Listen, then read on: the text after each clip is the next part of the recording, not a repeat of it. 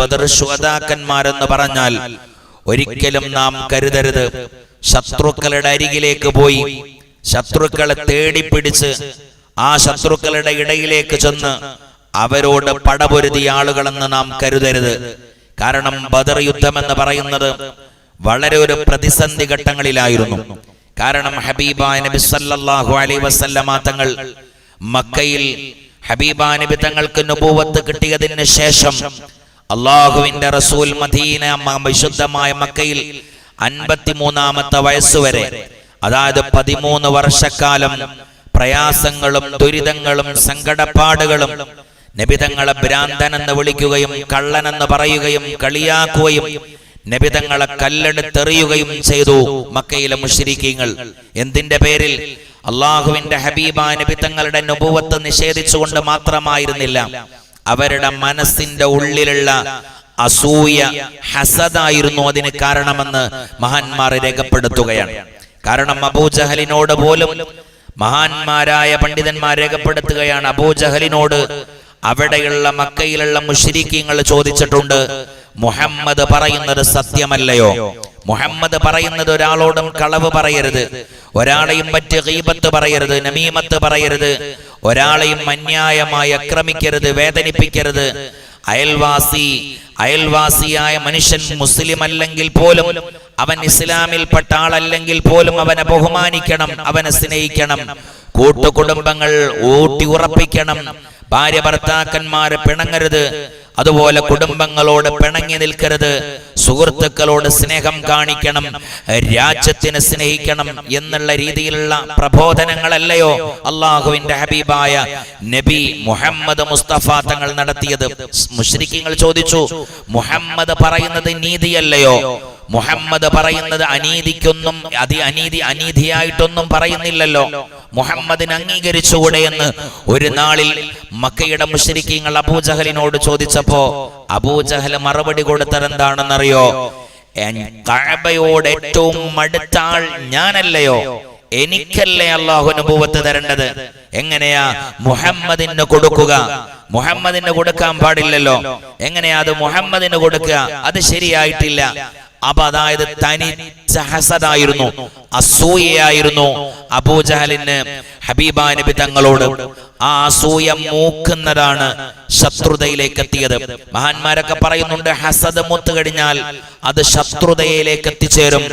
അസൂയ എന്നുള്ള ശത്രുത തീരണമെങ്കിൽ ഒരാൾ നമ്മെ അടിച്ചാൽ ആ അടിച്ചതിന്റെ പക തീരാൻ അയാൾ വന്ന് നമ്മളോട് സലാം പറഞ്ഞാൽ അതങ്ങ് തീരും, അതങ്ങ് തീരും, ആ പ്രശ്നം അങ്ങ് തീരും. നേരെ മറിച്ച് ഒരാളോട് ഹസദ് വെച്ചാൽ, ഒരു വീട്ടിൽ ഒരു സഹോദരൻ മറ്റൊരു സഹോദരനോട്, ഒരു ബ്രദർ മറ്റൊരു ബ്രദറിനോട് അസൂയ വെച്ച് കഴിഞ്ഞാൽ, ഹസദ് വെച്ച് കഴിഞ്ഞാൽ ഒരു കാരണവശാലും ആ ഹസദ് എന്നുള്ളത് അവസാനിക്കുകയില്ല, അവരുടെ ശത്രുത തീരുകയില്ല. ശത്രുത തീരണമെങ്കിൽ ഹസദ് തീരണം. ഹസദ് തീരാതെ ശത്രുത ഒരിക്കലും അവസാനിക്കുകയില്ല. അപ്പൊ അതുകൊണ്ടാണ് മഹാന്മാര് പറയുന്നത്, ഒരു മനുഷ്യന്റെ ഹൃദയത്തിൽ അണുമണി തൂക്കം ഹസദ് വന്നാൽ അവനിക്ക് സ്വർഗമില്ല എന്ന് പുണ്യനബി മുഹമ്മദ് മുസ്തഫ സല്ലല്ലാഹു അലൈഹി വസല്ലം. അപ്പൊ പരിപൂർണമായ ഹസദായിരുന്നു മക്കയിലെ പരമാണിമാരായ അബൂജഹലിനെ പോലെയുള്ള ആളുകൾക്ക് മുഹമ്മദ് മുസ്തഫ തങ്ങളോടുള്ള ശത്രുതയുടെ കാരണം. ആ ഹസദ് മൂത്ത് ഹബീബായ നബി തങ്ങൾ സഹിക്കാൻ കഴിയാതെ വന്നപ്പോഴും തന്റെ മക്കയിലുള്ള ആളുകളോട് പടപൊരുതി യുദ്ധം ചെയ്യാതെ, അവരക്രമിക്കാതെ, അവരോട് അനീതി കാണിക്കാതെ മക്കയിൽ നിന്ന് മദീനയിലേക്ക് പാരായണം നടത്തി നബി തങ്ങൾ സ്വസ്ഥമായിട്ട് ജീവിക്കാൻ, സ്വസ്ഥമായി പ്രബോധനം ചെയ്യാൻ മദീനയിലേക്ക് വന്ന നബി തങ്ങളെ 2 വർഷത്തിന് ശേഷം വീണ്ടും ആക്രമിക്കാൻ വേണ്ടി മക്കയിലെ ഏറ്റവും വലിയ ധനികനും പണക്കാരനും കച്ചവടക്കാരനുമായ അബൂ സുഫിയാൻ മക്കയിൽ നിന്ന് പുറപ്പെടുമ്പോ ആ സമയത്തിൽ അവർ കരുതിയ ഒരു കരുത്തുണ്ട്. ഈ കച്ചവടത്തിൽ എന്തെങ്കിലും ലാഭം ലഭിച്ചു കഴിഞ്ഞാൽ ആ ലാഭം കൊണ്ട് നാം മദീനയിൽ ചെന്ന് മുഹമ്മദിനെയും അനുയായികളെയും നശിപ്പിച്ചു കളയണം എന്നുള്ള ഒരു കരുത്ത് അബൂജഹലിന്റെ കൂട്ടുകാരനായ അബൂ സുഫിയാൻ എടുക്കുകയും, അങ്ങനെ അബൂ സുഫിയാൻ കച്ചവടത്തിലേക്ക് പോകുമ്പോ ഈ വിവരം ഹബീബ നബി തങ്ങൾ അറിഞ്ഞു സല്ലല്ലാഹു അലൈഹി വസല്ലം. നബി തങ്ങൾ അറിഞ്ഞു. അപ്പോഴാണ് നബി തങ്ങൾ സ്വഹാബത്തിനെ വിളിച്ച് കാര്യം ചോദിക്കുന്നത്. സ്വഹാബ, നാം എന്തു ചെയ്യും? നാം എന്ത് ചെയ്യും? നമ്മളെ മദീനയിൽ പോലും നമ്മുടെ ശത്രുക്കൾ മക്കാ മുശ്രിക്കീങ്ങൾ താമസിപ്പിക്കാൻ അനുവദിക്കുന്നില്ല. നാം എന്താണ് ഇനി ചെയ്യുക? ഉടനെ തന്നെ സ്വഹാബത്ത് പറഞ്ഞു, നബിയെ, അവരെ മദീനയിലേക്ക് കടത്തരുത്. കാരണം മദീനയിലെ ജനങ്ങൾ പാപങ്ങളാണ്. ഈ പാവപ്പെട്ട ജനങ്ങളുടെ ഇടയിലേക്ക് ഒരു യുദ്ധവുമായിട്ട് കടന്നു വരാൻ അവരനുവദിക്കരുത്. അവര് വന്നു കഴിഞ്ഞാൽ ഇവിടെ ഒരുപാട് പ്രയാസങ്ങൾ ഉണ്ടാക്കും. അതുകൊണ്ട് തന്നെ മദീനയുടെ ബോർഡർക്കപ്പുറത്ത് ആ അബൂ സുഫിയാനും സംഘവും ചേർന്ന് വരുന്ന കച്ചവട സംഘത്തിനെ നാം തടുക്കണം. അവരോട് യുദ്ധം ചെയ്യണമെന്നല്ല, അവരെ നാം തടുക്കണം. അവരിങ്ങോട്ട് കയറുന്നതിൽ നിന്ന് തടുത്തവരെ പറഞ്ഞുവിടണം എന്ന് മാത്രമാണ് സ്വഹാബത്തും നബിതങ്ങളും പ്രതിജ്ഞയെടുത്തത്. പക്ഷെ അവിടെയുള്ള സ്വഹാബത്തിനോട് അൻസ്വാരികളായ മദീനയിലെ ആളുകളോടും ഈ കാര്യം പറഞ്ഞപ്പോ അവരും പറഞ്ഞു, നബിയെ, ഞങ്ങളും വരാം. നിങ്ങൾക്ക് പ്രൊട്ടക്ഷനായി നിങ്ങൾ ഒരു രോമത്തിന് പോലും ശത്രുക്കളുടെ അരികിൽ നിന്ന് വാളുകൊണ്ടോ അമ്പുകൊണ്ടോ വേദന ഉണ്ടാവാൻ ഞങ്ങൾക്ക് ഇഷ്ടപ്പെടുന്നതല്ല. ഞങ്ങളും വരാമെന്ന് പറഞ്ഞ് മദീനയിലെ അൻസ്വാരികളും യുദ്ധം ചെയ്യാൻ അറിയുന്നവരും അറിയാത്തവരും പ്രായമുള്ളവരും കുഞ്ഞുമക്കളും കളവന്മാരായ ആളുകളും നടക്കാൻ കഴിയാത്ത വികലാംഗന്മാരായ ആളുകളും കണ്ണു കാണാൻ കഴിയാത്തവരും ഹബീബായ നബി തങ്ങളുടെ കൂടെ ചേർന്ന് ബദറിന്റെ രണഭൂമിയിലേക്ക് കടന്നുപോയി. എന്തിന്? ശത്രുക്കളോട് യുദ്ധം ചെയ്യാനല്ല, തന്നെ ആക്രമിക്കാൻ വരുന്നവരോട്, തന്റെ സമൂഹത്തെ ഇല്ലായ്മ ചെയ്യാൻ വരുന്നവരോട്, തന്റെ ആളുകളുടെ ഉടലിൽ നിന്ന് തല വേർപ്പെടുത്തണമെന്ന് കരുതി പുറപ്പെട്ട അബൂ സുഫിയാനും സംഘത്തിനെയും ചെയ്യരുത് എന്ന് പറയാൻ, അവരോട് തടുത്തു നിർത്താൻ.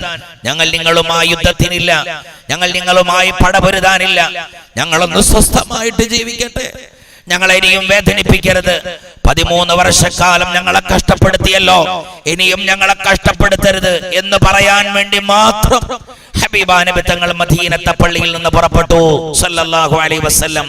അതുകൊണ്ടാണ് യുദ്ധത്തിലേക്ക് പുറപ്പെടുന്ന ആയുധങ്ങളൊന്നും അവരുടെ കയ്യിൽ ഉണ്ടായിരുന്നില്ല. വളരെ കുറഞ്ഞ ഒട്ടകങ്ങൾ മാത്രം, വളരെ കുറഞ്ഞ കുതിരകൾ മാത്രം, വളരെ കുറഞ്ഞ ആയുധങ്ങൾ മാത്രമായിരുന്നു അവരുടെ കയ്യിൽ ഉണ്ടായിരുന്നത്.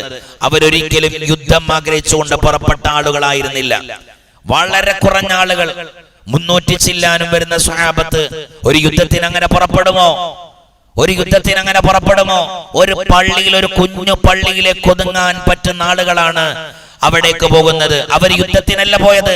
ചെയ്യരുത് എന്ന് പറയാൻ, അരുത്, ഞങ്ങളെ നശിപ്പിക്കരുത്, ഞങ്ങളെ വേദനിപ്പിക്കരുത്, ഞങ്ങളെ ആക്രമിക്കരുത്, ഞങ്ങളെ കഷ്ടപ്പെടുത്തരുത് എന്ന് പറയാൻ വേണ്ടി മാത്രം ഹബീബായ നബി തങ്ങളും സ്വഹാബത്തും അവിടത്തിലേക്ക് ചെന്നു. ബദറിന്റെ രണഭൂമിയിൽ ഹബീബായ നബി തങ്ങളും സ്വഹാബത്തും എത്തി. ഈ സമയത്തിലാണ് അബൂ സുഫിയാൻ കച്ചവട സംഘവുമായി കച്ചവടം കഴിഞ്ഞ് വിശുദ്ധമായ ഹബീബായ നബി സല്ലല്ലാഹു അലൈഹി വസല്ലമ തങ്ങളുടെ മദീന ലക്ഷ്യം വെച്ചുകൊണ്ട് ബദറിന്റെ ഭൂമിയിലൂടെ കടന്നു വരുന്നത്. അതിലൂടെയാണ് അബൂ സുഫിയാനും സംഘവും കച്ചവടം കഴിഞ്ഞ് മദീനയിലേക്ക് മടങ്ങി വരിക. ഈ സമയത്തിലാണ് അബൂ സുഫിയാൻ ഹബീബായ നബി തങ്ങളും സ്വഹാബത്തും ബദറിൽ നമ്മെ തടയാൻ കാത്തിരിക്കുന്നുണ്ട് എന്നുള്ള വിവരം അബൂ സുഫിയാനും അറിയുന്നത്. നേരെ അബൂ സുഫിയാൻ അബൂജഹലുമായി ബന്ധപ്പെട്ടു, ഒരു ദൂതനെ പറഞ്ഞയച്ചു. അബൂജഹലിനോട് ഈ കാര്യം പറഞ്ഞപ്പോ അബൂജഹലിന്റെ ഉള്ളിൽ അടക്കാൻ കഴിയാത്ത ഹസദും അസൂയയും ആളിക്കത്തുന്നുണ്ടായിരുന്നു. മുഹമ്മദിനെ എങ്ങനെങ്കിലും ഒന്ന് വകവെക്കണം, എങ്ങനെങ്കിലും നശിപ്പിക്കണമെന്ന കരുത്തോടുകൂടെയായിരുന്നു അബൂജഹലിന്റെ ഓരോ മിനിറ്റുകളും സെക്കൻഡുകളും. അബൂ സുഫിയാൻ ഈ വിവരം അബൂജഹലിനോട് പറയേണ്ട താമസം അബൂജഹൽ അവിടെ ആളുകളെ സംഗമിപ്പിച്ചു. ആയിരക്കണക്കായ ആളുകളെ അബൂജഹൽ സംഗമിപ്പിച്ചു. അവരോട് കാര്യങ്ങൾ തേടി. അവിടെ നിന്ന് യുദ്ധത്തിന് തയ്യാറാകുന്ന ഏറ്റവും നല്ല തടിയും തന്റെ ഇടവുമുള്ള, യുദ്ധം ചെയ്യാൻ കെൽപ്പും ത്രാണിയുമുള്ള ആളുകളെ അബൂജഹൽ സെലക്ട് ചെയ്തു. 1000-ഓളം വരുന്ന ആളുകളെ. അതിൽ ഒരുപാട് യുദ്ധ സാമഗ്രികൾ, പടയങ്കികൾ, പടക്കുപ്പായങ്ങൾ, ഒട്ടകങ്ങൾ, കുതിരകൾ, എന്തിനേറെ ആ യുദ്ധം ചെയ്യുന്ന യോദ്ധാക്കന്മാരെ സന്തോഷിപ്പിക്കാൻ കള്ളും പാട്ടും കൂത്തുമായി ആടിപ്പാടാൻ പെണ്ണുങ്ങൾ വരെ അബൂജഹൽ റെഡിയാക്കി. അവരെ രസം കൊള്ളിപ്പിക്കാൻ. എന്നിട്ട് അവർ മക്കയിൽ നിന്ന് മദീനയിലേക്ക് പുറപ്പെട്ടു, ബദറിലേക്ക് പുറപ്പെട്ടു അബൂജഹലും പാർട്ടിയും. ഈ വിവരം അബൂ സുഫിയാൻ അവിടത്തിലേക്ക് അറിയിച്ചപ്പം അവരും പുറപ്പെട്ടു. പാവം നബി തങ്ങളും 300 ചില്ലാനും സ്വഹാബത്തും ബദറിന്റെ രണഭൂമിയിൽ വിശുദ്ധ റമളാനിന്റെ 16-ാമത്തെ ദിവസവും 15-ാമത്തെ ദിവസവും കാവൽ നിൽക്കുകയാണ്. തന്നെ ഒന്നും ചെയ്യരുത് എന്ന് പറയാൻ, തങ്ങളെ ആക്രമിക്കരുത്, എന്നെ ഉപദ്രവിക്കരുത്, ഞങ്ങളെ ചീത്ത വിളിക്കരുതെന്ന് പറയാൻ. പക്ഷെ അവര് കേട്ടില്ല. അബൂ സുഫിയാൻ ഈ വിവരം അറിഞ്ഞ് മുഹമ്മദും സ്വഹാബത്തും കാത്തിരിക്കുന്നുണ്ട് എന്നുള്ള വിവരം അറിഞ്ഞ് അബൂ സുഫിയാൻ ഈ യുദ്ധത്തിൽ നിന്ന് പിന്മാറി മെല്ലെ മക്കയിലേക്ക് ഒരു ഭാഗത്തിലൂടെ ഒളിഞ്ഞു പോകുന്ന സമയം, ആ ഒളിഞ്ഞു പോയി അവര് ബദറിന്റെ രണഭൂമിയൊക്കെ കഴിഞ്ഞ് മക്കയിലേക്ക് അവര് ഒളിഞ്ഞു മാറി. ഈ മുഹമ്മദിന്റെയും അനുയായികളെയും സല്ലല്ലാഹു അലൈഹി വസല്ലം സ്വഹാബത്തിന്റെയും കണ്ണിൽ നിന്ന് രക്ഷപ്പെട്ട അബൂ സുഫിയാൻ ആ ദൗത്യം, അതായത് മുഹമ്മദിനെ നശിപ്പിക്കുക എന്നുള്ള ദൗത്യത്തിൽ നിന്ന് അവർ പിന്മാറി പിറകോട്ട് പോകുകയായിരുന്നു. ഈ വിവരവും അബൂ സുഫിയാൻ അബൂജഹലിന് കൊടുത്തിട്ടുണ്ട്. ഞങ്ങൾ രക്ഷപ്പെട്ടിട്ടുണ്ട്, ഇനി മക്കയിൽ നിന്ന് ഇങ്ങോട്ട് വരേണ്ടതില്ല, നമുക്ക് പിന്നെ വരാം, ഇപ്പൊ നിങ്ങളെല്ലാവരും മടങ്ങിപ്പോയിക്കോ. പക്ഷെ അബൂജഹൽ അത് കേട്ടിട്ടില്ല. അബൂജഹലിന് വേണ്ടത് അബൂ സുഫിയാനെ സംരക്ഷിക്കൽ മാത്രമായിരുന്നില്ല, മുഹമ്മദിനെ നശിപ്പിക്കലായിരുന്നു സല്ലല്ലാഹു അലൈഹി വസല്ലം. മുഹമ്മദിനെയും അനുയായികളെയും ഇല്ലായ്മ ചെയ്യലായിരുന്നു. അബൂ സുഫിയാൻ അവിടത്തിലേക്ക് പോയപ്പോൾ അബൂജഹലും സംഘവും ചേർന്ന് മദീന ബദറിലേക്ക് വന്നു. എന്നിട്ടാണ് ബദറിൽ വെച്ചുകൊണ്ട് അള്ളാഹുവിന്റെ ഹബീബാ നബി തങ്ങളെയും സ്വഹാബത്തിനെയും വേദനിപ്പിച്ചുകൊണ്ട് 1000-ൽ ചില്ലാനും വരുന്ന ശത്രുക്കൾ ഹബീബാ നബി തങ്ങളും 300 ചില്ലാനും വരുന്ന സ്വഹാബത്തുമായി പടപൊരുതിയത്. ആ പൊരുതലിൽ ഏറ്റവും വലിയ സഹായം ലഭിച്ചത് അല്ലാഹു സുബ്ഹാനഹു വ തആലയുടെ സഹായമാണ്, അല്ലാഹുവിന്റെ സഹായമാണ്. അല്ലാഹു ആകാശലോകത്തിൽ നിന്ന് മാലാക്കന്മാരെ ഇറക്കി. എന്നിട്ട് മലക്കുകൾ ഇടപെട്ടുകൊണ്ട് ആ യുദ്ധത്തിൽ അത്ഭുതകരമായ വിജയം കൈവരിച്ചു. മഹാന്മാരായ സ്വഹാബത്തും മഹാനായ ഹബീബ് മുഹമ്മദ് മുസ്തഫ സല്ലല്ലാഹു അലൈഹി വസല്ലം തങ്ങളും അബൂജഹലും കുറഞ്ഞ നേതാക്കന്മാരും കൊല ചെയ്യപ്പെട്ടപ്പോൾ തന്നെ അള്ളാഹുവിന്റെ റസൂലിനും സഹാബത്തിനും കഴിവുണ്ടായിരുന്നു 1000-ൽ ചില്ലാനും വരുന്ന ആളുകളുടെ തല അറുത്തെടുക്കാൻ. പക്ഷേ നബി അത് ചെയ്തിട്ടില്ല. ഇസ്ലാം അതിനെ പ്രോത്സാഹിപ്പിക്കുന്നില്ല. അന്യായമായി ഒരുത്തനെയും ആക്രമിക്കണം, ഒരുത്തനോടും അനീതി കാണിക്കണമെന്ന് ഇസ്ലാം പ്രോത്സാഹിപ്പിക്കുന്നില്ല. നബി വെറുതെ വിട്ടു അവരെ സല്ലല്ലാഹു അലൈഹി വസല്ലം. യുദ്ധം കഴിഞ്ഞു പോയിക്കോളൂ എന്ന് ഹബീബാ നബി തങ്ങൾ പറഞ്ഞു. എന്നിട്ട് അവസാനം നബി ഒരു പിടി മണ്ണെടുത്തുകൊണ്ട് അവരിലേക്ക് വലിച്ചെറിഞ്ഞ് അത് കണ്ട് പേടിച്ചവര് ഓടി രക്ഷപ്പെടുകയും ചെയ്തു സല്ലല്ലാഹു അലൈഹി വസല്ലം തങ്ങളിൽ നിന്ന്. നോക്കണം നിങ്ങൾ, ആ യുദ്ധത്തിന്റെ അതായത് ഹബീബാ നബി തങ്ങൾ പ്രതിസന്ധി ഘട്ടത്തിൽ നബി തങ്ങൾ ആക്രമിക്കാൻ വരുന്നവരോട് ചെയ്യരുത് എന്ന് പറയാൻ പോയ, ആ തടുക്കാൻ പോയ, ഹഖും ബാത്തിലും വേർതിരിച്ച ഒരു യുദ്ധമായിരുന്നു ബദർ യുദ്ധം എന്ന് പറയുന്നത്. ആ ബദർ യുദ്ധത്തിൽ ബാത്തിൽ പരാജയപ്പെടുകയും ഹഖ് വിജയിക്കുകയും ചെയ്ത ഫതഹിന്റെ ദിവസമാണ് വിശുദ്ധമായ ബദർ ദിനം. അല്ലാഹു സുബ്ഹാനഹു വ തആല അവരുടെ ബർക്കത്ത് കൊണ്ട് ആ യുദ്ധത്തിലൊക്കെ പങ്കെടുത്ത ആളുകൾ എത്ര പ്രതിഫലമാണ് അവർക്കൊക്കെ അല്ലാഹു കൊടുക്കുന്നത്. അവരൊന്നും ചില്ലറക്കാരല്ല. ആ യുദ്ധത്തിൽ ഇറങ്ങി യോദ്ധാക്കന്മാരായി ഷഹീദായവരും യുദ്ധം ചെയ്തവരും അവരൊന്നും ചില്ലറക്കാരല്ല.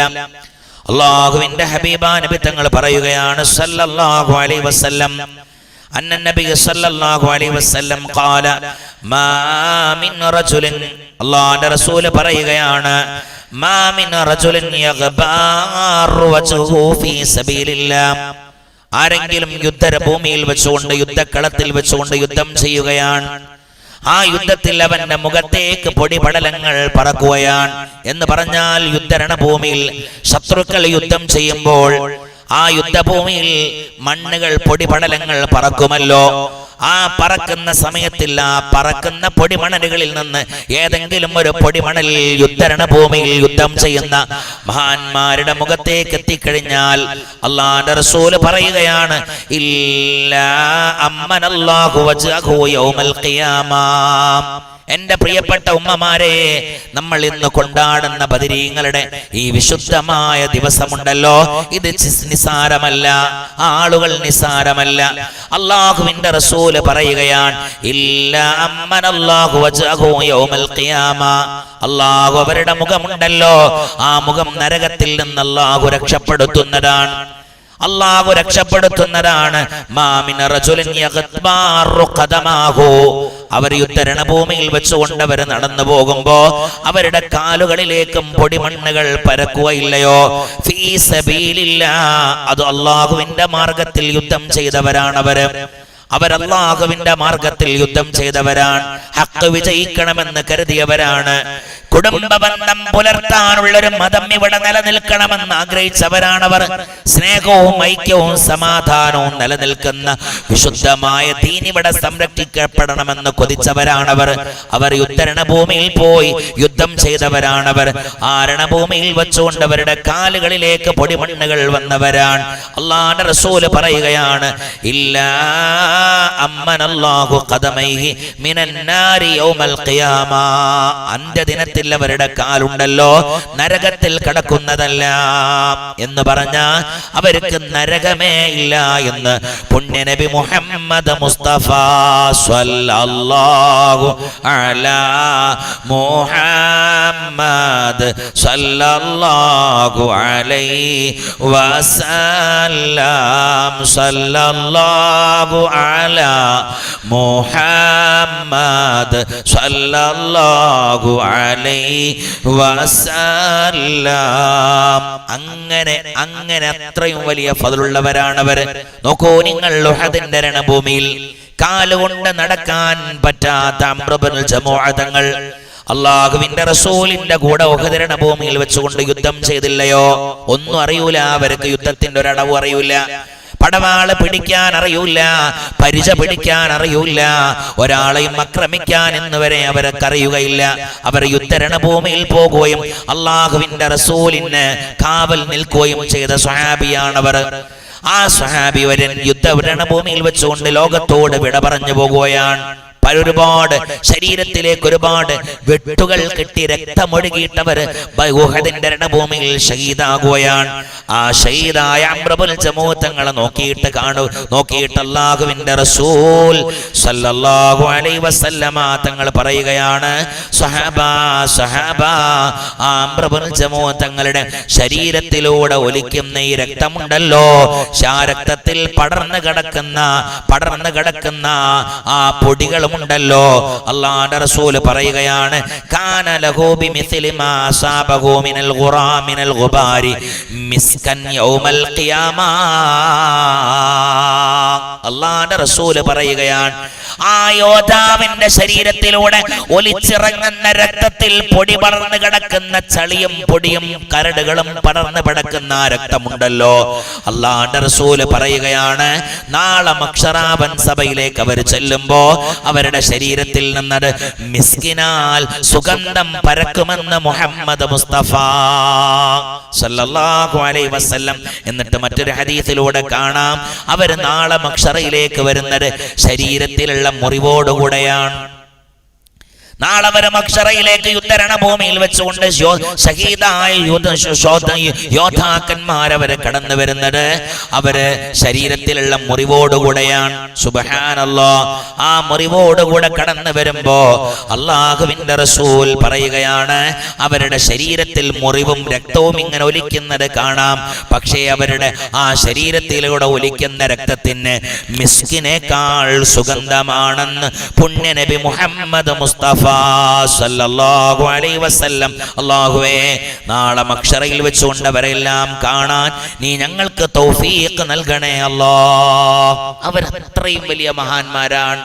അവര് നിസാരന്മാരല്ല, അവരോർക്കപ്പെടേണ്ടവരാണ്. അവർ നിസാരന്മാരല്ല.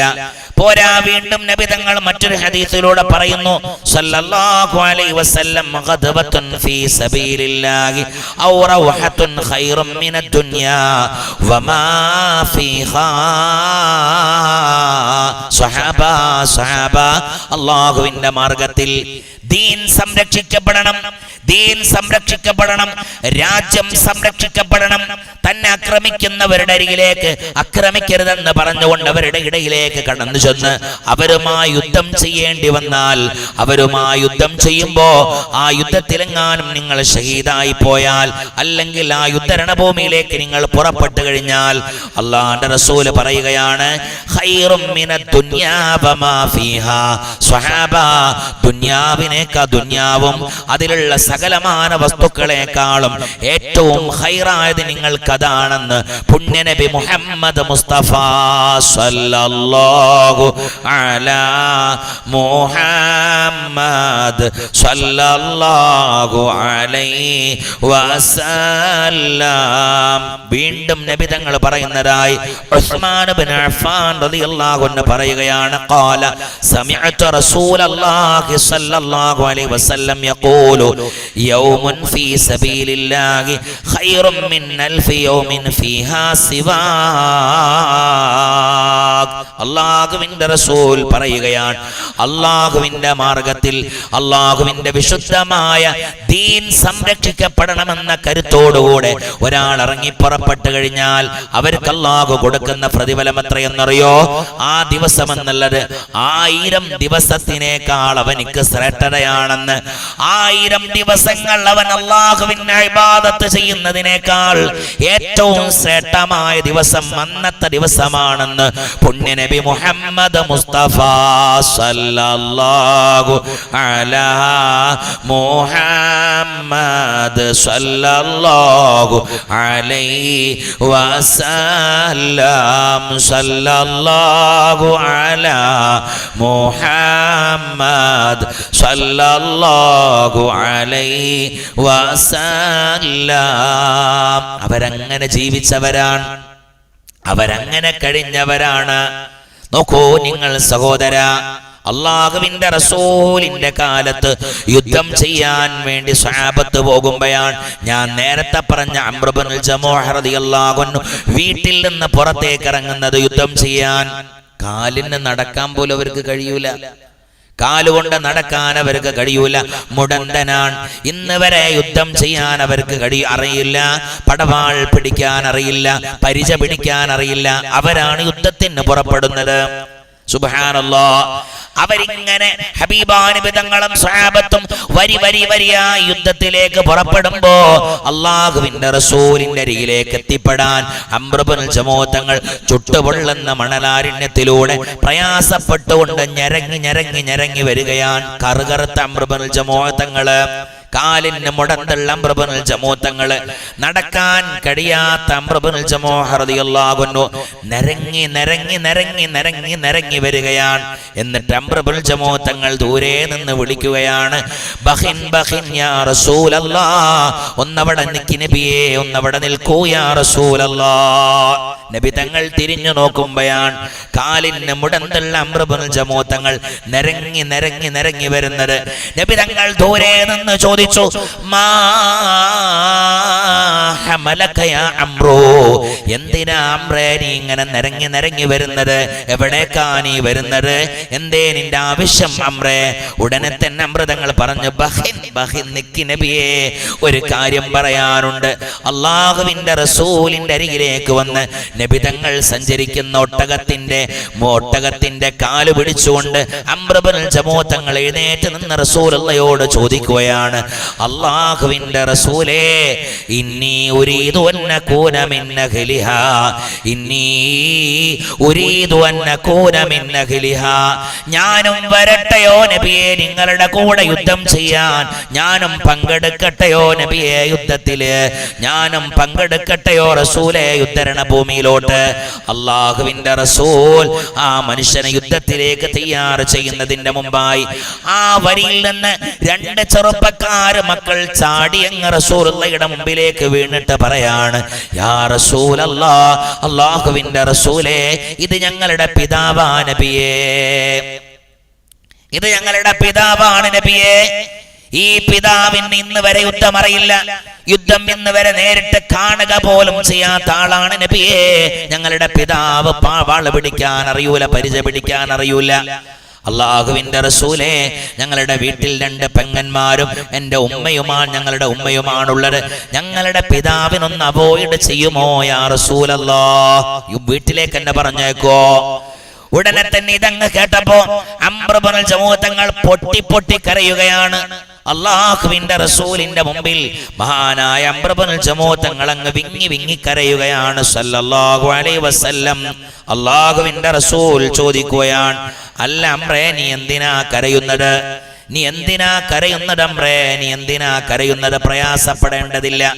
ഉടനെ തന്നെ അംർ ഇബ്നുൽ ജമൂഅ തങ്ങൾ പറയാണ്, നബിയേ, 1000 ദിവസത്തിനേക്കാൾ ശ്രേഷ്ഠതയുള്ള ഈ വിശുദ്ധമായ അമല്, ദുനിയാവും അതിലടങ്ങുന്ന സകലമാന വസ്തുക്കളെക്കാൾ ഏറ്റവും ശ്രേഷ്ഠമായ അമല്, നാളെ ആഖിറ ലോകത്തിൽ ചെല്ലുമ്പോ കസ്തൂരിയേക്കാൾ സുഗന്ധമുള്ള ഈ അമല്, നാളെ ആഖിറ ലോകത്തിൽ ചെല്ലുമ്പോ നരക പ്രവേശനമില്ലാത്ത ഈ അമല്, സ്വർഗലോകത്തിലേക്ക് കടക്കാൻ അനുമതി ലഭിക്കുന്ന ഈ അമൽ എനിക്ക് ചെയ്യാൻ കഴിയുന്നില്ലല്ലോ എന്നാലോചിച്ചുകൊണ്ട് കരഞ്ഞു പോയതാ നബിയെ. ഉടനെ തന്നെ റസൂലുള്ളാഹി തങ്ങൾ പറയുന്നു, അംറേ, കരയേണ്ടതില്ല, പ്രയാസപ്പെടേണ്ടതില്ല.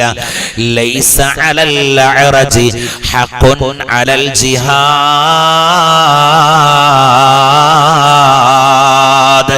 ലൈസ അലൽ അറജി ഹഖുൻ അലൽ ജിഹാദ്. അംറേ, കരയേണ്ടതില്ല, പ്രയാസപ്പെടേണ്ടതില്ല. മുടന്തന്മാർ യുദ്ധം ചെയ്യേണ്ടതില്ല. കാലിന് പ്രയാസമുള്ളവർ യുദ്ധത്തിലേക്ക് വരേണ്ടതില്ല. അംഗവൈകല്യമുള്ളവർ യുദ്ധത്തിലേക്ക് വരേണ്ടതില്ല. നീ നിന്റെ വീട്ടിലേക്ക് പോയിക്കോ അംറേ എന്നങ്ങ് പറഞ്ഞപ്പോ സുബ്ഹാനല്ലാഹ്, അംർ ഇബ്നുൽ ജമൂഅ തങ്ങള്, കറുകറുത്ത അംർ ഇബ്നുൽ ജമൂഅ തങ്ങള്, കാലിന് മുടന്തുള്ള അംർ ഇബ്നുൽ ജമൂഅ തങ്ങള്, ആ അംർ ഇബ്നുൽ ജമൂഅ തങ്ങൾ തന്റെ സ്വന്തം മക്കളുടെ ഊരയിൽ നിന്ന് പടവാളങ്ങ് ഊരിയെടുക്കുകയാണ്. എന്നിട്ട് വളഞ്ഞ കാലുണ്ടല്ലോ, ആ കാല് റസൂലുള്ളാഹിയുടെ മുമ്പിലേക്ക് അങ്ങ് കാണിച്ചു കൊടുക്കുകയാണ്. എന്നിട്ട് റസൂലുള്ളാഹിയോട് പറയുകയാണ്, നബിയേ, ഈ വളഞ്ഞ കാലുമായിട്ട് ഞാൻ എൻ്റെ കുടുംബത്തിൽ പോയിട്ടൊരഭിപ്രായം പറഞ്ഞാൽ അവരെന്റെ അഭിപ്രായം കേൾക്കൂല. മുടന്തന്മാർ അഭിപ്രായം പറയണ്ട എന്ന് പറയും. അഭിപ്രായം പറയണ്ട എന്ന് പറയും.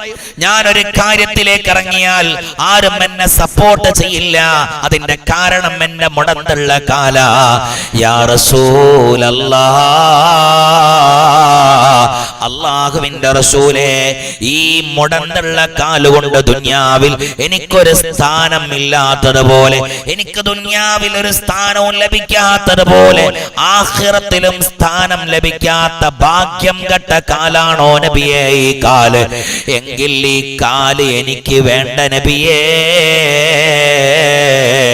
എന്നും പറഞ്ഞുകൊണ്ട് ആ വളഞ്ഞ കാല് അംർ ഇബ്നുൽ ജമൂഅ തങ്ങള് തന്റെ പടവാളെടുത്തുകൊണ്ട്, തന്റെ മകന്റെ ഊരയിൽ നിന്ന് ഊരിയെടുത്ത പടവാളെടുത്തുകൊണ്ട് കാല് മുറിച്ച് മാറ്റാൻ ഒരുങ്ങുമ്പോ ആകാശ ലോകത്തിൽ നിന്ന് ജിബ്രീൽ അലൈഹിസ്സലാം ഇറങ്ങി വരുന്നു.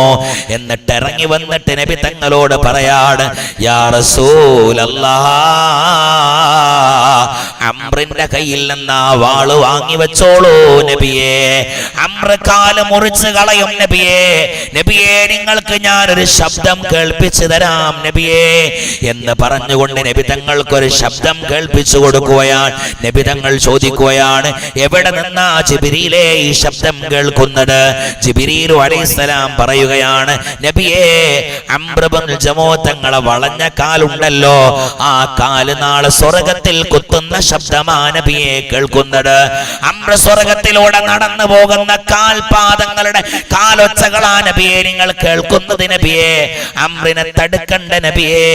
അംർ നിങ്ങളെ വല്ലാതെ ഇഷ്ടം വെച്ച് പോയി യാ റസൂലല്ലാഹ്.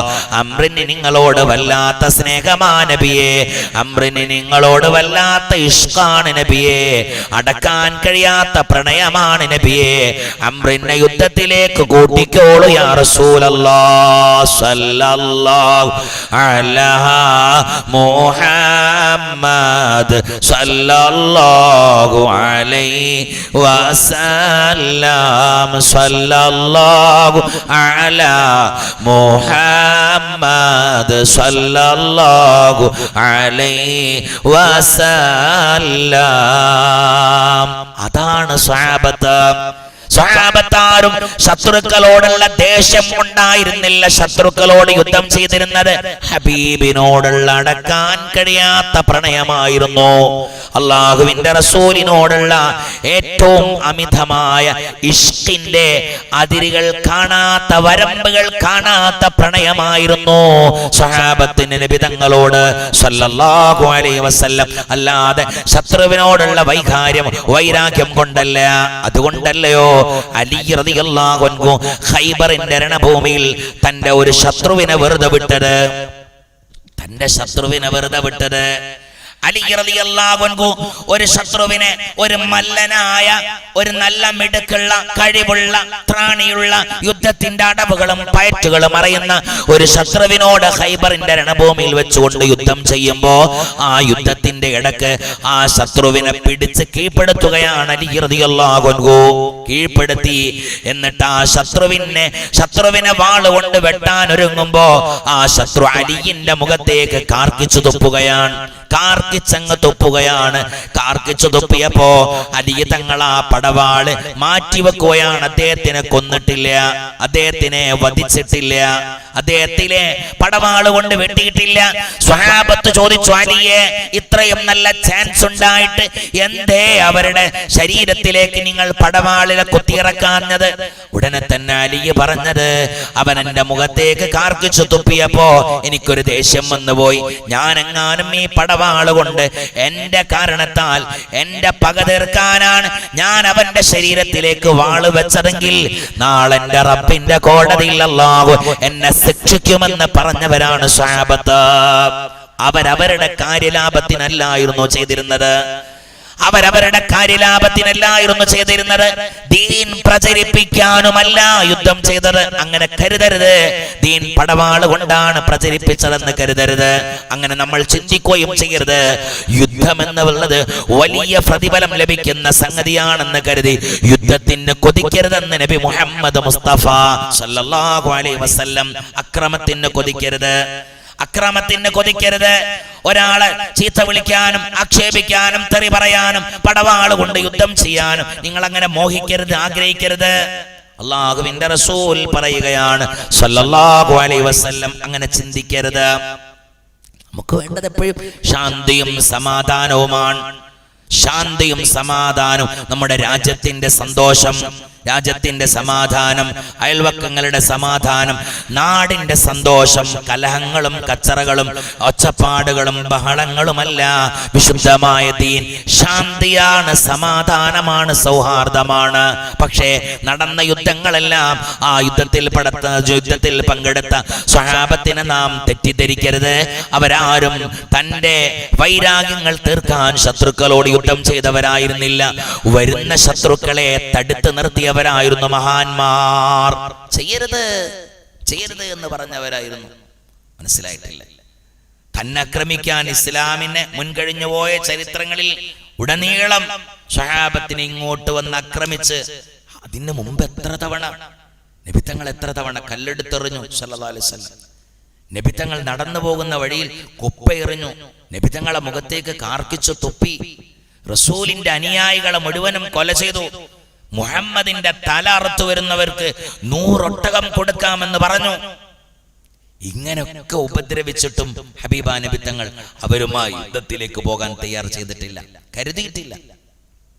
പിന്നെ ഇസ്ലാം ഇത്രയും പ്രശോഭിതമായതും യുദ്ധം കൊണ്ടല്ല, സ്വഭാവശുദ്ധി കൊണ്ടാണ്. നബി തങ്ങളോട് സഹാബത്ത് ചോദിച്ചിട്ടില്ലേ, നബിയെ ഏറ്റവും വലിയ സ്വർഗാവകാശിയുടെ അടയാളം ഏതാണ്?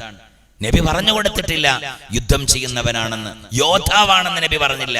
നബി പറഞ്ഞത് സൽ സ്വഭാവത്തിന്റെ ഉടമയാണ്. നാട്ടുകാരോട്, ബന്ധുക്കളോട്, അയൽവാസിയായ മനുഷ്യൻ നമ്മുടെ മതത്തിൽപ്പെട്ടവനല്ലെങ്കിലും അവനോട് സ്നേഹത്തോടെ നിൽക്കണം. അവനാണ് സ്വർഗത്തിന്റെ അഖിലുകാരനെന്ന് ഹബീബ് മുഹമ്മദ് മുസ്തഫ സല്ലല്ലാഹു അലൈഹി വസല്ലം. യോദ്ധാവിന് മാത്രമല്ല, സല്ലല്ലാഹു അലൈഹി വസല്ലം നബി തങ്ങൾ ചോദിച്ചല്ലോ, അല്ലാഹുവിന്റെ റസൂൽ പറയുകയാണ്, ഫഇന്ന മഖാമ അഹദികും ഫീ സബീലില്ലാഹി അഫ്ളലു മിൻ സ്വലാത്തി ഫീ ബൈതിഹി 70 ആം. അല്ലാഹുവിന്റെ റസൂൽ പറയുകയാണ്, അല്ലാഹുവിന്റെ മാർഗ്ഗത്തിൽ നിങ്ങൾ യുദ്ധം ചെയ്തു കഴിഞ്ഞാൽ നിങ്ങളുടെ വീട്ടിൽ വെച്ചുകൊണ്ട് 70 വർഷം നിസ്കരിച്ചതിനേക്കാൾ പ്രതിഫലമാണ്. എന്നാലും ആ യുദ്ധത്തിനിക്ക് അല്ലാഹുവിന്റെ റസൂൽ സ്ഥാനം കൊടുക്കുന്നത് 3-ാം സ്ഥാനമാണ്. അല്ലാഹുവിന്റെ റസൂൽ പറയുകയാണ്, അലാ തുഹിബ്ബൂന അൻ തഗ്ഫിറല്ലാഹു ലക്കും വയുദ്ഖിലകുമുൽ ജന്ന.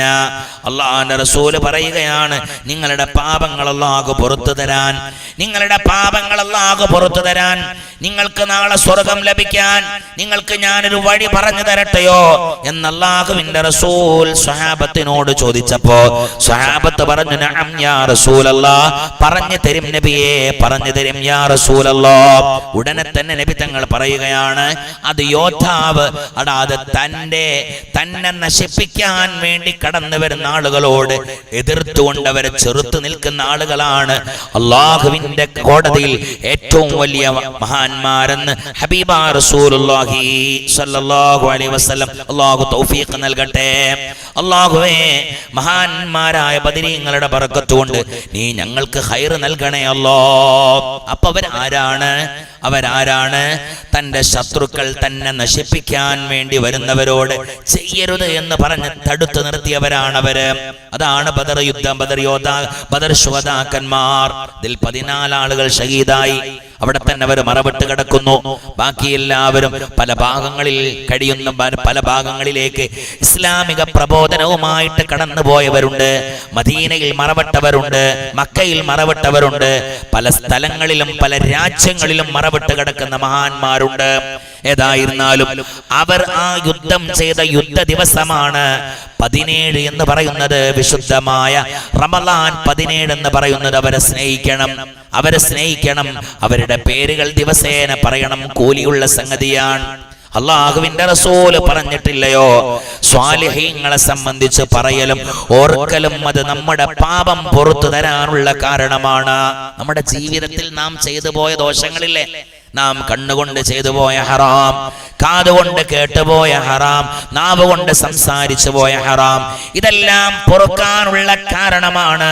മഹാന്മാരെ സംബന്ധിച്ച് പറയുക, മഹാന്മാരുടെ പേര് പറയുക, മഹാന്മാരുടെ ജീവിത ചരിത്രങ്ങൾ പറയുക, മഹാന്മാരുടെ അവസ്ഥയും വിശേഷണങ്ങളും സംബന്ധിച്ച് പറയലും ഓർക്കലും ദോഷം പൊറുക്കാനുള്ള കാരണമാണ്. ഇന്ന് നമ്മുടെ മഹാന്മാരുടെ കൂട്ടത്തിൽ അമ്പിയാക്കന്മാര് കഴിഞ്ഞ പിന്നെ ഏറ്റവും വലിയ സ്ഥാനത്തിന്റെ ഉടമകൾ അത് മഹാന്മാരായ ശുഹദാക്കന്മാരാണെങ്കിൽ ശുഹദാക്കന്മാരുടെ നേതാക്കന്മാർ അത് ബദരീങ്ങളാണെന്ന് മുഹമ്മദ് മുസ്തഫ സല്ലല്ലാഹു അലാ മുഹമ്മദ് സല്ലല്ലാഹു അലൈഹി വസല്ലം. അവരെക്കാൾ വലിയൊരു നേതാക്കന്മാരില്ല, ബദരീങ്ങളെക്കാൾ വലിയൊരു നേതാക്കന്മാരില്ല. അവരെ പറ്റി വിശുദ്ധ ഖുർആൻ പറഞ്ഞതെന്തെന്നറിയോ? അവർ മരിച്ചു എന്ന് നിങ്ങൾക്ക് ചിന്തിക്കാൻ പോലും പാടില്ല. വലാ തഹ്സബന്നല്ലദീന ഖുതിലൂ ഫീ സബീലില്ലാഹി അംവാതാ. അല്ലാഹുവിന്റെ റസൂൽ പറയുകയാണ്, അല്ലാഹുവിന്റെ മാർഗ്ഗത്തിൽ യുദ്ധം ചെയ്ത് ഷഹീദായ ആളുകളുണ്ടല്ലോ, അവർ മരിച്ചു എന്ന് നിങ്ങൾ ഭാവിക്കാൻ പോലും പാടില്ല. അവർ അല്ലാഹുവിന്റെ അരികിൽ ജീവിക്കുന്നവരാണ്. അവരല്ലാഹുവിന്റെ അരികിൽ ഭക്ഷണം കഴിച്ചുകൊണ്ടിരിക്കുന്നു, അവരല്ലാഹുവിന്റെ അരികിൽ സ്വസ്ഥമായിട്ട് അവർ ജീവിക്കുന്നു. അതല്ലയോ ഹബീബാ നബി തങ്ങൾ ബദർ യുദ്ധം കഴിഞ്ഞ് ദിവസങ്ങൾ കടന്നുപോയപ്പോ അല്ലാഹുവിന്റെ റസൂൽ മദീനത്തെ പള്ളിയിൽ മിഹ്റാബിൽ വെച്ചുകൊണ്ട് ഖുത്ബ നിർവഹിക്കുകയാണ്, ആ ഖുത്ബ ഓതുന്ന സമയത്തിലല്ലയോ റസൂലുള്ളാഹിയുടെ മുമ്പിലേക്ക് ഒരു പച്ച പക്ഷി കടന്നു വരുന്നത്. റസൂലുള്ളാഹി തങ്ങൾ ആ പക്ഷിയോട് സംസാരിക്കുകയാണ്, പക്ഷി റസൂലുള്ളാഹിയോടും സംസാരിക്കുകയാണ്. പക്ഷെ അവിടെ നിന്ന് പാറിപ്പോയപ്പോ നബി തങ്ങൾ സ്വഹാബത്തിനോട് ചോദിച്ചില്ലയോ, സ്വഹാബ വന്ന ആൾ ആരാണെന്നറിയോ? സ്വഹാബ നബി തങ്ങളോട് സ്വഹാബത്ത് പറഞ്ഞു, ഇല്ല നബിയെ, ആരാണെന്നറിയില്ല, പറഞ്ഞു തരൂ. നബി തങ്ങൾ പറഞ്ഞു കൊടുക്കുകയാണ്, ബദറിന്റെ രണഭൂമിയിൽ വെച്ചുകൊണ്ട് ഷഹീദായ ഇന്നാലിന്ന ഷഹീദാണ്, ഇന്നാലിന്ന സ്വഹാബിയാണ് കടന്നു വന്നതെന്ന് പുണ്യ നബി മുഹമ്മദ് മുസ്തഫ സല്ലല്ലാഹു അലൈഹി വസല്ലം അവരേറ്റ് വരാൻ സംസാരിച്ചു. ഹബീബ നബി തങ്ങൾ ആലോചിച്ചു നോക്കണം, സല്ലല്ലാഹു അലൈഹി വസല്ലം. ആ ബദരീങ്ങൾ ഇന്നും അവർ ജീവിച്ചിരിക്കുന്നവരാണ്. അവര് മരിച്ചു എന്ന് കരുതരുത്. ബദർ മൗലിദിൽ നമ്മളൊരു ചരിത്രം കണ്ടില്ലയോ? അവര് തവസ്സുൽ ചെയ്യാ. പഴയ കാലത്തൊക്കെ അതുണ്ടായിരുന്നു. ബദരീങ്ങളെ തവസ്സുൽ ചെയ്യാ, ബദരീങ്ങളെ കാവൽ കൊണ്ട് രക്ഷപ്പെടുത്തണേ എന്ന് ദുആ ഇറക്കുക അള്ളാഹുവിനോട്. അള്ളാഹു അവർക്ക് രക്ഷ കൊടുക്കും.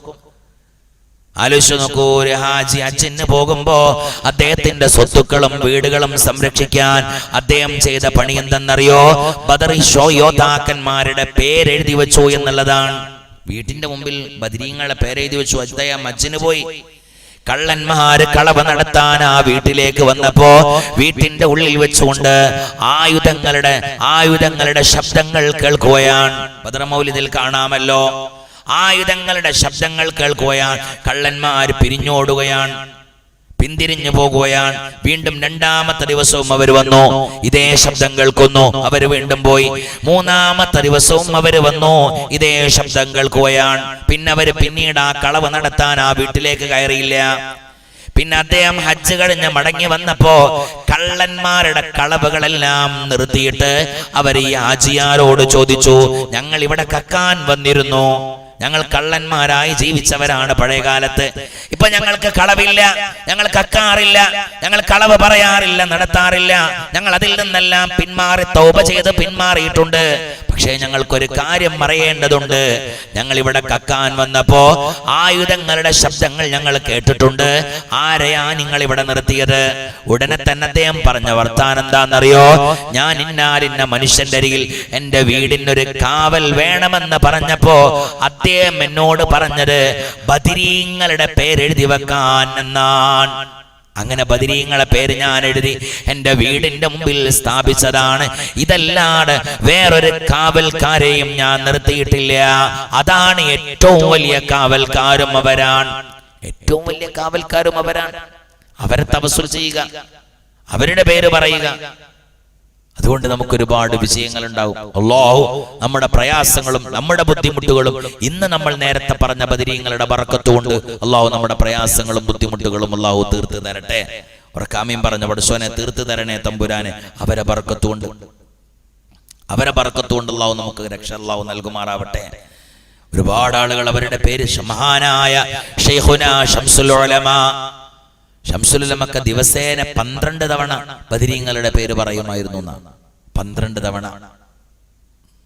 ഒരു തവണ മാസത്തിൽ ഒരു തവണ പറയാൻ നമുക്ക് സമയമല്ല, ആഴ്ചയിൽ ഒരു തവണ പറയാൻ സമയമല്ല, ദിവസം ഒരു തവണ പറയാൻ സമയമുണ്ടോ? ശംസുലുലമ തിരക്കിന്റെ ഇടയിൽ 12 തവണ ബദരീങ്ങളുടെ പേര് പറയുമായിരുന്നു. മുൻകഴിഞ്ഞു പോയ ആളുകളൊക്കെ മഹാനായ ആദർശേരി ഉസ്താദ് അവറുകൾ മഹാനവറുകൾ ബദരീങ്ങളുടെ അസ്മായിൽ ഇജാസത്ത് എടുത്ത മഹാനാണ്. മഹാനവറുകൾ ബദരീങ്ങളുടെ പേര് എപ്പോഴും പറയും. ആ മഹാനവറുകൾ ലോകത്തിൽ നിന്ന് വിട പറഞ്ഞു പോകുന്നത് നോമ്പ് 17 അദ്ദേഹം വിട പറഞ്ഞു പോകുമ്പോ റൂമിൽ ഒരു പ്രത്യേകമായ സുഗന്ധം ഉണ്ടായിരുന്നു. പ്രത്യേകമായൊരു സുഗന്ധം, ഒരു പ്രത്യേകമായ ബദരീങ്ങളുടെ ഒരു സാന്നിധ്യം ആ റൂമിൽ ഉണ്ടായിരുന്നു. മനസ്സിലായി? ലോകത്തിൽ നിന്ന് വിട പറഞ്ഞു പോകും. അതാണ് നമ്മൾ മജ്ലിസുന്നൂറിൽ അവസാനമായി ചൊല്ലാറുണ്ടല്ലോ, എന്ത്?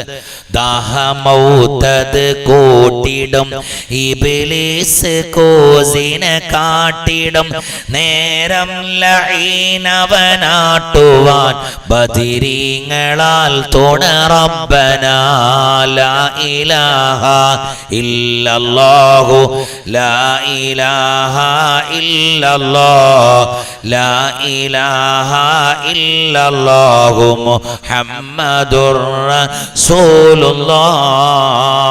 അല്ലാഹു അവരുടെ ബർക്കത്ത് കൊണ്ട് നമ്മുടെ പ്രയാസങ്ങളൊക്കെ അല്ലാഹു തീർത്തു തരട്ടെ. ബദരീങ്ങൾ വരും.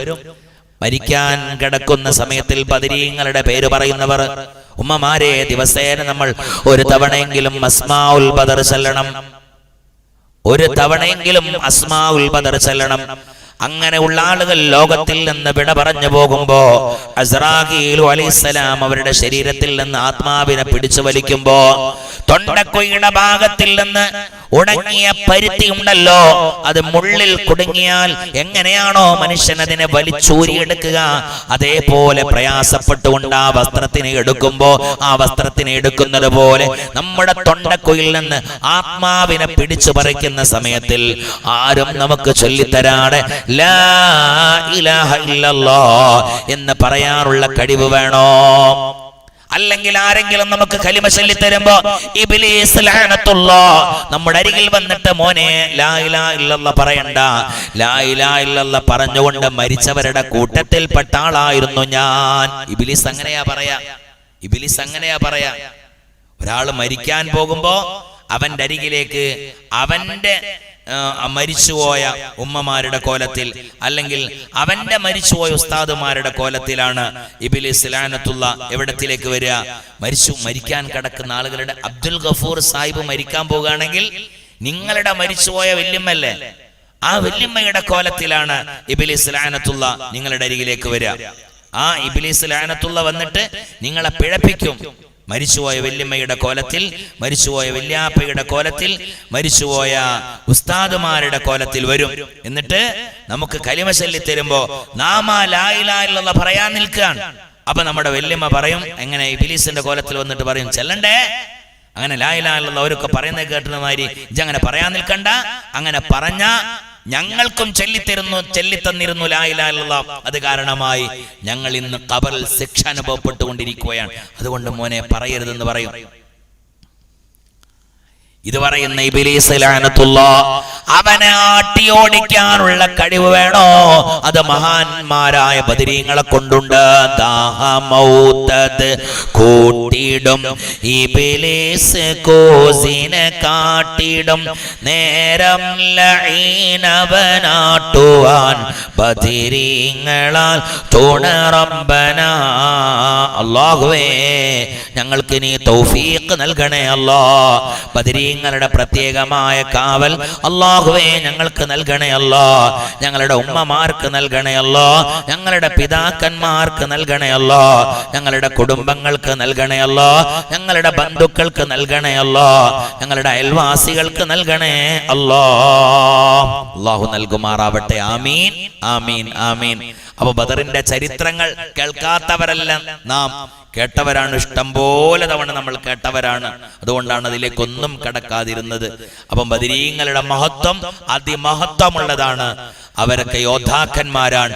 യോദ്ധാക്കന്മാരുടെ സവാബ്, പ്രതിഫലം അളക്കാൻ കഴിയാത്ത പ്രതിഫലമാണ് എന്നുകൂടെ നാം മനസ്സിലാക്കി ആ പ്രതിഫലം കരസ്ഥമാക്കിയ മഹാന്മാരാണ് ബദരീങ്ങൾ. ആ ബദരീങ്ങളുടെ ബദർ ദിനമാണ് നമ്മൾ ഇന്ന് കൊണ്ടാടുന്നത്. ആ ബദരീങ്ങളുടെ സ്മരണയാണ് നാം പുതുക്കിക്കൊണ്ടിരിക്കുന്നത്. ആ ബദരീങ്ങളുടെ പേരാണ്, അതായത് അല്ലാഹുവിന്റെ അരികിൽ അത്രയും മഹത്വം കരസ്ഥമാക്കിയ ആ മഹാന്മാരുടെ പേരാണ് നമ്മൾ പറഞ്ഞത്. നമ്മുടെ ദുആ പടച്ചോൻ തട്ടുമോ? നമ്മുടെ ദുആ അല്ലാഹു തട്ടുമോ? നമുക്ക് ദുആ ചെയ്യാം.